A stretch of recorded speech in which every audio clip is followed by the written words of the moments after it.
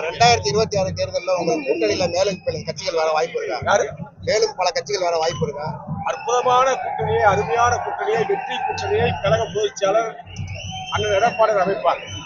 விடுதலை சிறுத்தைகள் 25 தொகுதிகள் தரவங்களோட கூட்டணிங்கிற மாதிரி அவங்க தொண்டர்கள் மனநிலை இருக்குன்னு சொல்லி அதிமுக வெற்றி பெறக்கூடிய அளவுக்கு வலுவான கூட்டணியை எங்களுடைய பொதுச்செயலாளர், முன்னாள் முதலமைச்சர், வருங்கால தமிழகத்துடைய முதலமைச்சர் 2026 சேர்ந்து சாட்சி கோட்டை அலங்கரிக்க போகின்ற முதலமைச்சர் எடப்பாடி தலைமையில ஒரு வெற்றி கூட்டணி அமையும். இன்னைக்கு முதலமைச்சருக்கு பிறந்த நாள். இன்னைக்கு முதலமைச்சருக்கு பிறந்த நாள். அவருடைய ஆட்சி எப்படி இருந்தது? அவருக்கு எப்படி வாழ்க்கை? அவர் பிறந்த நாள் நன்றாக இருக்கட்டும். அவர் ஆட்சியை பொறுத்தப்பட்டில் வேதனைப்படக்கூடிய நிகழ்வாக தான் நடந்து கொண்டிருக்கிறது.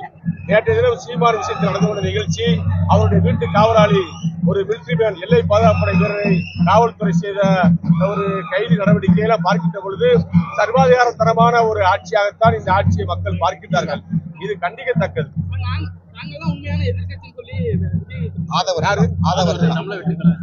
அதிமுகவுக்கு கிளைக்கழகம் தோறும், கிராமங்கள் தோறும், குக்கிராமங்கள் தோறும், கிளைக்கழகங்கள் இருந்து பேரூராட்சி கழகம், நகர கழகம், மாவட்ட கழகம் அணிகள் சார்பாக பல கோடி தொண்டர்களை உள்ள கட்சி, 2 கோடிக்கு அதிகமான தொண்டர்கள் உள்ள மிகப்பெரிய கட்சி அனைத்து அண்ணா திராவிட முன்னேற்ற கழகம்.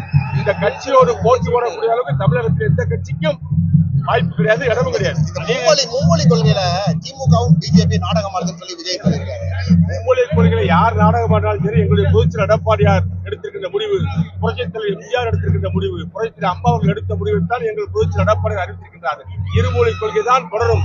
அதற்கு தான் அண்ணாவிற்கு ஆதரவு கொடுக்கும். 3வது மொழியை விருப்பப்பட்டவர்கள் படிக்கலாம், அதை திணிக்க கூடாது என்ற அறிவிப்பை எங்களுடைய பொதுச்செயலாளர் சொல்லியிருக்கிறார். இதுதான் கட்சியினுடைய நிகழ்வு, கட்சியினுடைய முடிவு.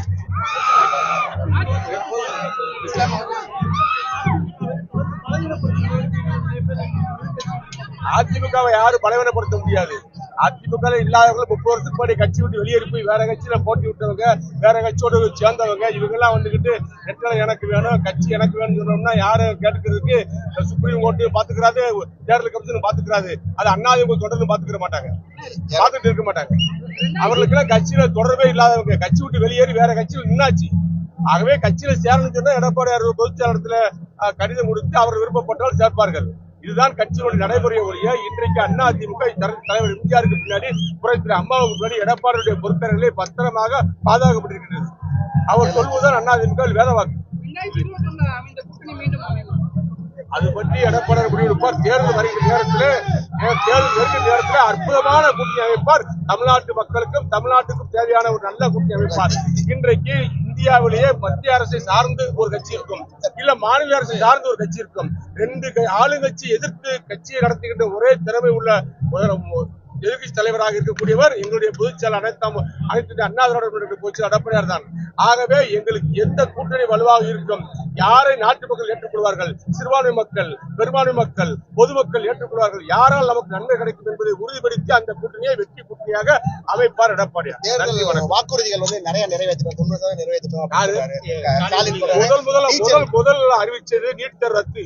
அவருடைய தேர்தல் அறிக்கையில அறிவிச்ச முதல் தேர்தல் நீட் தேர்வு ரத்து. அதவே நிறைவேற்றல. எத்தனை சொல்லணும், நாங்க சொல்றதுக்கு நேரம் கிடையாது. அவர் திமுகவில் மு.க. ஸ்டாலின் அறிவித்த தேர்தல் அறிக்கை 2020 அறிக்கையில எதுவுமே நிறைவேற்றப்படவில்லை. மக்களுக்கான திட்டங்கள் நீட் தேர்வு ரத்து கிடையாது, மாணவர்கள் கடன் ரத்து கிடையாது, எல்லாமே ரத்து கிடையாது. எல்லாத்தையும் நிப்பாட்டிருக்காரு. தாலிக்கு தங்கத்தை நிப்பாட்டிருக்காரு, திருமண திட்டத்தை நிப்பாட்டிருக்காரு, லேப்டாப் நிப்பாட்டிருக்காரு, எல்லாத்தையும் நிப்பாட்டிருக்காரு. 5 லட்சம் கோடி கடன் வாங்கியிருக்காரு 4 வருஷத்துல. 5 லட்சம் கோடி, 1 லட்சம் கோடி வருஷத்துக்கு அதிகமான வரியை, வீட்டு வரி, சொத்து வரி, குப்பை வரி, எல்லா வரியும் 1 லட்சம் கோடி அதிகமான வரி வருது. 4 வருஷத்துக்கு 4 லட்சம் கோடி வரி அதிகம். 5 லட்சம் கோடி கடன், 9 லட்சம் கோடி என்ன செஞ்சாங்கன்னு தெரியாம இருக்கு. இந்த ஆட்சி வேண்டுமா என்ற நிலைமை இன்னைக்கு நாட்டு மக்கள் மத்தியில் இருக்குது. திமுக ஆட்சி வீட்டுக்கு போக போகுது, அதிமுக ஆட்சி ஆட்சிக்கு போக போகுது. வீட்டுல ஆடு மாடு மறக்காம சர்ப்ரைஸ் பண்ணுங்க.